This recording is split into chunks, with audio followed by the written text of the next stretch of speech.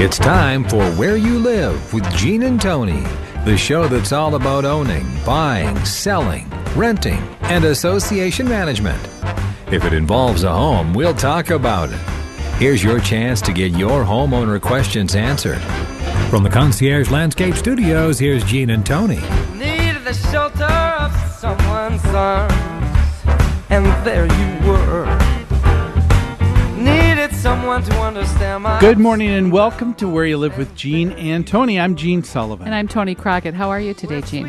Great. And you? I'm doing fine. I got a little rained on this week, but otherwise it's been a good week. Probably not a bad idea for a little rain, though, kind of. Yeah, we needed that. Yeah. Well, folks, hey, it's great to have you with us. You are listening to Where You Live with Gene and Tony. We're broadcasting from the Concierge Landscape Studios. We're brought to you this hour by Extreme Exteriors and American Family Insurance, the Kim Bennett Agency. A lot of great stories that we're following today. We're going to be talking in just a little bit. We've talked about FHA and some of the difficulties that they have placed on homeowner associations for people getting approved for FHA financing. Mm-hmm. Well, there's someone who's coming out now saying that they've been tracking this, and a majority of the homes in HOAs are not eligible for FHA. Not just a few, but a majority. Yeah. And so we're gonna talk about that. We've got a question from a listener. We'll address that a little bit later in the show. And we also have someone joining us a little bit later in the show today, Len Hovde, who has been on the show before. He's the president of Start to Finish Contracting. Uh-huh. And there are some new requirements by the Department of Energy concerning furnaces and water heaters that homeowners need to know that are taking place coming up in May of 2013. Okay. So we want you to be on top of that. But it is time right now, as always, for Property Management in the News.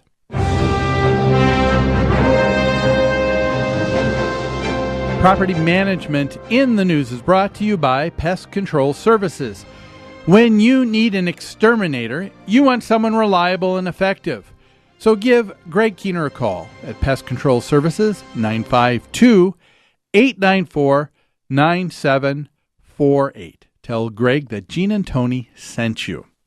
Well, our first story, as I mentioned, is this one about FHA, saying that a majority of homes in homeowner associations are not eligible for FHA. This coming from the Daily Record News out of Little Rock, Arkansas. I think a lot of our listeners know because we've talked about it many times on the show before. But in 2010, HUD issued an updated and revised processing requirements for recertifying FHA-approved condominium projects that would expire in December of that year. Now, HUD has mandated that all condo projects which received approval for FHA financing prior to October 1st of 2008, or in other words, all of the earlier ones that had already been created, would be required to recertify. But anybody after that date, even though they were given FHA certification, they too would have to go through that recertifying process 2 days after the issuance of their homeowners association. And so what's interesting is that we've got news that a gentleman by the name of Christopher Gardner, he is the managing member of FHA Pros, which is a company out of Northridge, California. They're a national consulting firm, and that assists condominium boards in obtaining FHA approvals.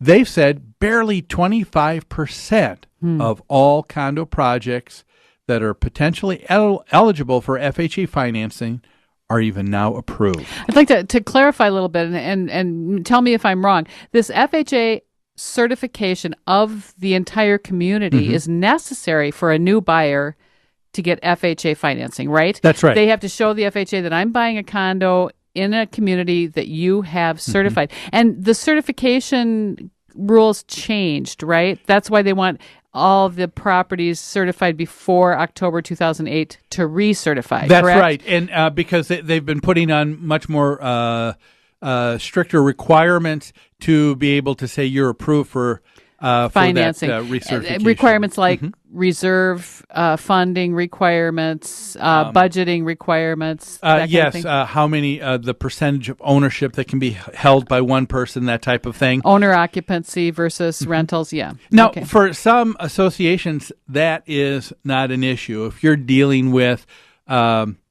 homes that are really upper end homes, Right. and we have some condominium Right. associations that we deal with, they're not. That's not a problem at all. No, FHA financing has a ceiling to it. That's right. Right.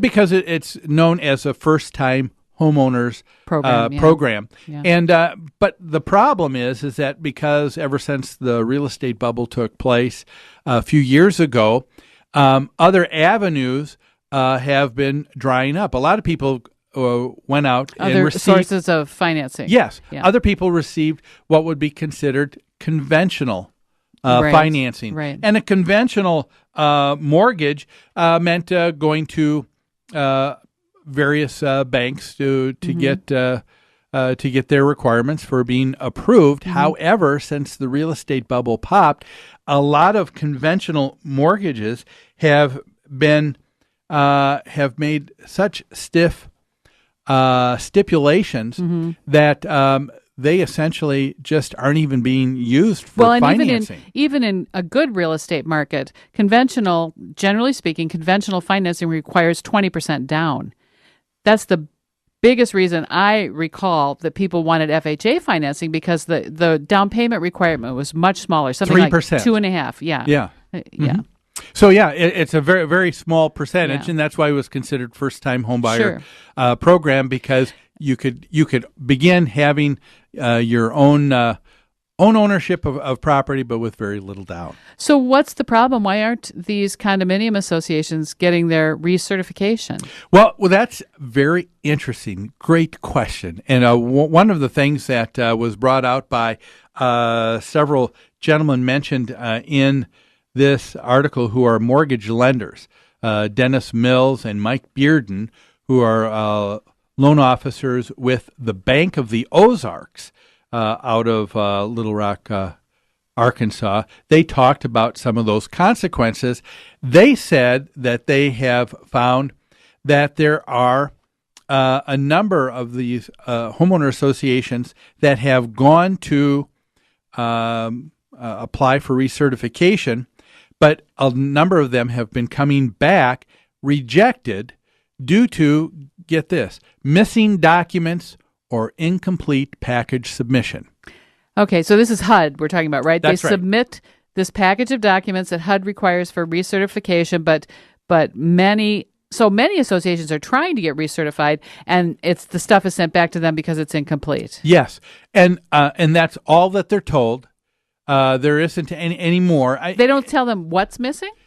Or would they tell them what's missing? No, they don't. If you take a look at what you get, it just comes back from the government saying it's incomplete. It didn't pass. Boom. That's it. So, Gene, I know that our company does this for our clients. Yeah. Puts together the package for recertification. What's your experience with this? Well, and this is I can't say this is going on nationally, but I can tell you, our experience. What happens in our world? In our world, in our experience, we have seen of the dozens that we have put forward for recertification, somewhere between 30 to 40% come back eventually from the government saying this same thing. Incomplete. Incomplete. And all of a sudden we're scratching our head because we say, wait a minute.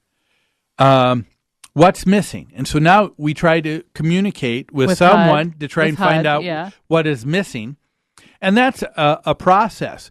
You would think that they would come back and saying, this and this and this is incomplete. Turn this back in with these 3 items and we will continue on. Sure. No, they say it's incomplete and then they say, start over again. And that's what is really Crazy. frustrating is the bureaucratic nightmare Right. and the hoops that they're making everybody go through. So they won't tell you what's missing. And you told me even more than that. Often the stuff was submitted correctly in the first place, right? Oh, yes, and that is what is really frustrating about this whole situation. I'd like to cover it a little more, but I can see we need to take a break right now, so why don't we do that? When we come back, we'll talk about HOAs that are not eligible for FHA recertification, what has been done, what hasn't been done, and what we can do about it. More after these messages.